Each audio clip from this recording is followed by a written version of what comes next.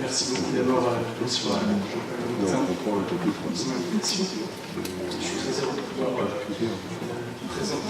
de pouvoir présenter un petit peu les travaux du collectif Contraste, de pouvoir aussi un petit peu, vous verrez, faire un appel à intérêt sur certains travaux à venir du collectif.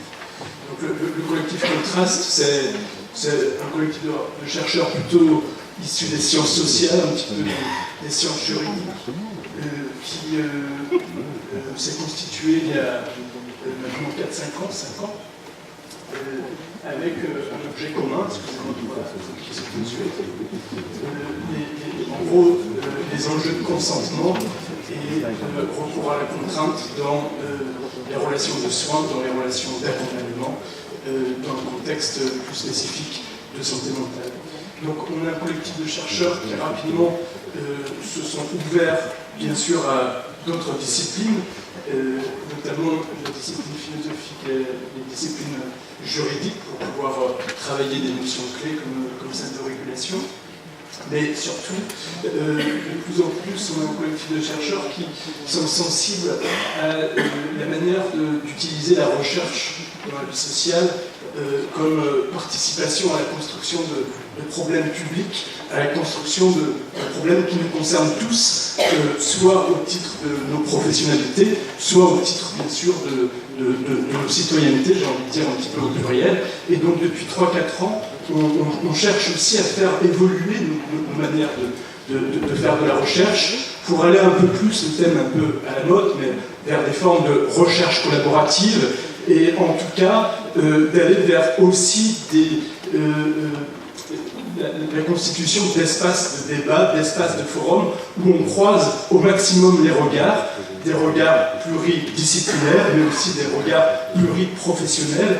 Et c'est pour ça que je suis vraiment sensible à l'invitation de Jean-Paul Martin, parce que, évidemment, quand on travaille en psychiatrie, quand on travaille sur la question de santé mentale, on est débiteur bien souvent des professionnels de terrain, et donc d'abord et aussi des infirmiers. Et il n'a pas toujours été facile pour nous de sensibiliser les infirmiers à un certain nombre de débats qu'on a essayé d'organiser, même s'il y a bien sûr des exceptions.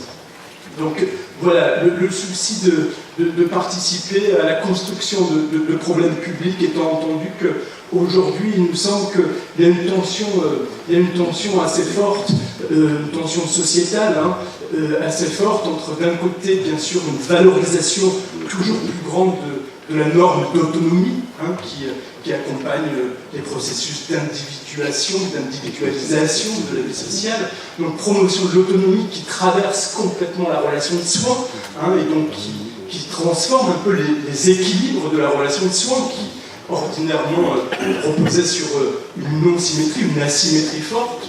Et donc la promotion de l'autonomie vient un petit peu contester cette asymétrie, et dans le même temps où on valorise, où on promeut cette notion d'autonomie, on est bien ennuyé parce que, évidemment, il y a des tas de situations où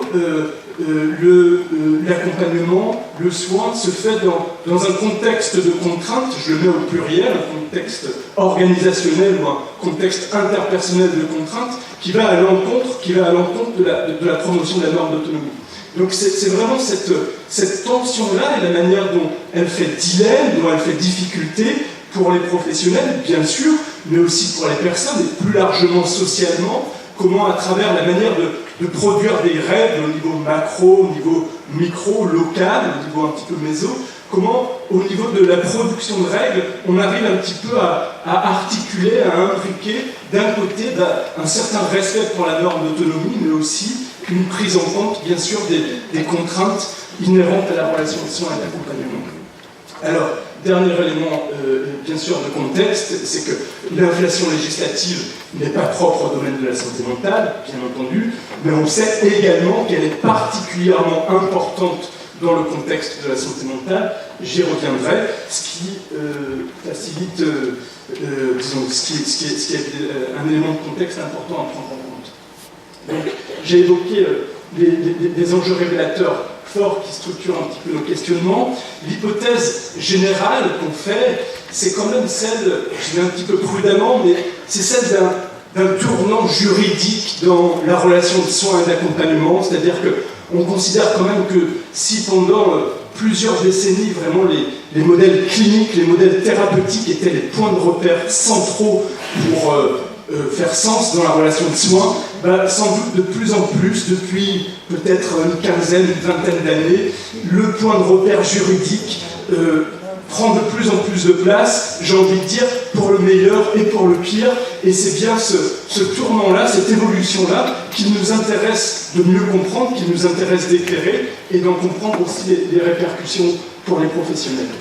Sachant que bien sûr, ce tournant, il provient en partie de ce que les anglo-saxons ont appelé la Rights Revolution, notamment le mouvement des droits civils. C'est ce tournant juridique qui provient d'abord d'un mouvement social de fond, de mobilisation sociale, qui en appelle au respect des droits des personnes, quelles qu'elles soient, et donc aussi au respect des droits des malades, aussi au respect des droits des personnes en situation de handicap. Alors cette hypothèse générale, elle est un peu en l'occurrence macro, donc on l'annonce de manière un petit peu prudente, mais elle s'accompagne de 4 processus, je vais vraiment vite, et vous les connaissez bien sûr comme moi, qui traversent le champ de la santé mentale. Donc j'ai déjà évoqué le mouvement de démocratisation. Il faut que la personne du patient, la personne de l'usager a des droits, a un pouvoir qu'on reconnaît de plus en plus. Alors c'est dans le champ de la santé, mais ça vient d'abord de la relation entre administration et administré. C'est pas inhérent uniquement au champ de la santé, ça a des racines plus profondes. En tant qu'administré dans la vie sociale, on revendique des droits. En tant qu'administré du système de soins, on revendique aussi des droits. Donc démocratisation, bien sûr, de la relation de soins. Judiciarisation, donc déplacement de la place du juge. On l'a vu, la loi du 5 juillet 2011, importante, mais aussi judiciarisation. On recourt plus ou moins fréquemment au juge pour régler les contentieux, et on le sait, il y a aussi une tendance très inégale. Quand on va voir du côté des personnes âgées, les contentieux sont très faibles, alors qu'il y aurait potentiellement beaucoup de sources de contentieux possibles. Donc judiciarisation très inégale selon les domaines de soins. Juridicisation, c'est aussi un peu en lien avec ce que je disais tout à l'heure sur la manière de se donner des règles qui prennent de plus en plus la forme un petit peu du droit. Donc, le développement des démarches qualité, le développement de tout un certain nombre de protocoles, bien sûr, participe d'un mouvement de juridicisation. La question, bien sûr, de la règle juridique prend parfois un petit peu le dessus sur la question de la relation clinique. Et puis, fondamentalisation, c'est le point qui m'intéresse peut-être le plus, dans le sens où ce mouvement-là, il s'appuie, j'ai parlé de la révolution des droits, il s'appuie sur la mise en avant des droits fondamentaux. Alors, on le voit, par exemple, la loi de 2011, c'est une question prioritaire constitutionnalité, donc les droits fondamentaux, c'est quelque chose de l'ordre de quelque chose de haut dans la hiérarchie des normes, mais les droits fondamentaux, c'est aussi peut-être le bon droit qu'on ressent, c'est aussi ce que les déclarations des droits, et je pense là plus particulièrement à celle de 2006 sur les droits des personnes handicapées, viennent rappeler de ce qui nous tient à cœur, et sans doute les droits fondamentaux en ce sens ont une dimension, une connotation morale assez forte, et donc on a été assez sensible dans le collectif Contraste à ce mouvement de fondamentalisation, très important, là encore, dans un contexte international, et relativement encore peu publicisé, peu débattu, peu discuté dans le contexte français pour parler de la Convention de l'ONU sur les droits des personnes handicapées. J'y reviendrai tout à l'heure rapidement, mais donc voilà les contextes un peu de nos recherches et de nos événements un petit peu forum. Je parle très vite de ces recherches, celles qui sont plutôt passées sans évoquer les résultats, mais simplement pour vous donner un petit peu des points de repère. On a toujours travaillé sur les questions de consentement, recours à la contrainte de capacité.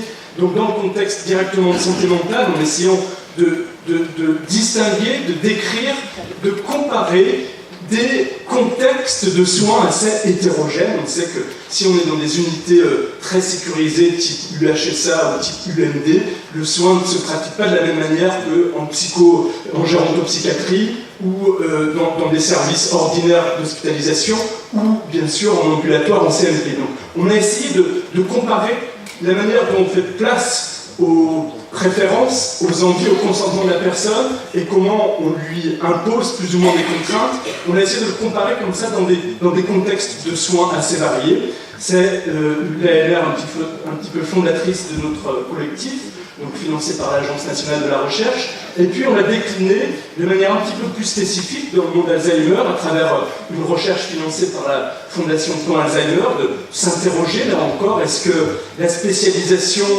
de l'action publique envers les personnes atteintes de la maladie d'Alzheimer, qu'est-ce qu'elle produit en termes de différence ou de rapprochement avec ce qui se fait par exemple notamment en psychiatrie. On a également développé un questionnement particulier sur les questions de mise en protection et sur la manière dont les capacités à consentir des personnes sont plus ou moins évaluées de manière informelle dans le contexte de relations de soins. Donc voilà un peu les trois recherches matrices qui se terminent aujourd'hui, qui ont été à l'origine du collectif, qui nous ont conduit à organiser un certain nombre d'événements, de journées collaboratives avec des professionnels avec qui on restitue et on échange bien sûr sur nos travaux, une conférence scientifique et citoyenne autour de la réception de la Convention de l'ONU sur les droits des personnes handicapées, où là encore on a vraiment essayé d'impliquer le plus grand nombre de professionnels concernés, des juges, des avocats, des travailleurs sociaux, des infirmiers, des médecins bien sûr, avoir les réflexions des uns et des autres sur la réception de cette convention et d'un article très controversé autour des enjeux de capacité et de contraintes. Alors, c'est ce qui est passé. Je vous dis maintenant deux mots de ce où on en est aujourd'hui et ce qui est à venir. C'est aussi le sens un peu de l'appel à intérêt, de l'appel à sensibilisation, de recherche. Notamment, il y en a d'autres, mais là, sur lesquelles je me concentre. Une qui a vraiment fait suite à la conférence citoyenne qu'on a organisée, où on nous a dit quand même, c'est pas facile, alors ça vaudrait pour beaucoup de professions, mais ça vaut beaucoup pour les personnes en situation de fragilité, de handicap. C'est pas facile de les faire participer dans des espaces de forum, dans des espaces citoyens. Donc, la recherche, c'est une recherche-action qui dit, en même temps où on demande aux personnes de réfléchir sur leurs droits, de l'exercice de leurs droits dans des situations contraignantes, soins sans consentement, mise en protection, on les accompagne pour permettre une discussion avec on va dire les protagonistes de la relation de soins et d'accompagnement, donc de créer des lieux de discussion à l'extérieur des services, mais entre personnes et professionnels. Donc on essaye de symétriser, on a organisé ce qu'on appelle les trinômes animateurs avec un chercheur académique, un professionnel ou un proche de la relation de soins et d'accompagnement et une personne usagère en disant chacun arrive avec ses savoirs, l'enjeu de la réflexion commune, c'est d'arriver un petit peu à croiser ces savoirs et croiser un petit peu les logiques, les contraintes que les uns et les autres ont. Donc j'évoque ça parce que le projet a commencé, mais il a vocation un petit peu à essaimer à travers des groupes locaux. Et donc on a pour le moment un infirmier psychiatrique qui est à l'hôpital de Villévrard, dans la banlieue parisienne, qui est impliqué comme trinôme, mais on est bien sûr ouvert et le projet a vocation à essaimer, donc si ça peut parler à certains ou certaines d'entre vous, bien sûr, on est tout à fait preneur. Et puis un autre projet qu'on a pour le moment un petit peu plus de mal à mettre en place alors qu'il nous tient beaucoup à cœur, c'est un projet sur la question de l'expression de la plainte, de l'expression de la contestation, qui est quelque chose, bien sûr, d'assez central dans la vie des services, dans la relation de soins et d'accompagnement.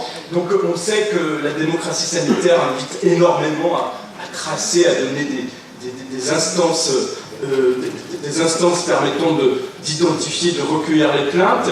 Nous, ce qui nous intéresse, c'est d'aller voir de manière un peu plus informelle, pour reprendre les questionnements de Jean-Paul Lantin, d'aller voir comment l'expression de la plainte, l'expression de la contestation, qui est un point fondamental pour défendre ses droits, il faut pouvoir dire non, il faut pouvoir refuser, il faut pouvoir contester, comment ça se dit à demi-mot, comment c'est pris en compte Tout à l'heure, on parlait du care, mais comment c'est pris en compte dans le souci de l'autre, comment on fait place à un moment donné à de la possibilité de contestation, à de la possibilité de refus. On est sur des choses assez fragiles, donc ça nous tient assez à cœur, au-delà des discours un petit peu officiels de démocratie sanitaire, comment on fait pour faire place à un peu de contestation dans la relation de soins et d'accompagnement.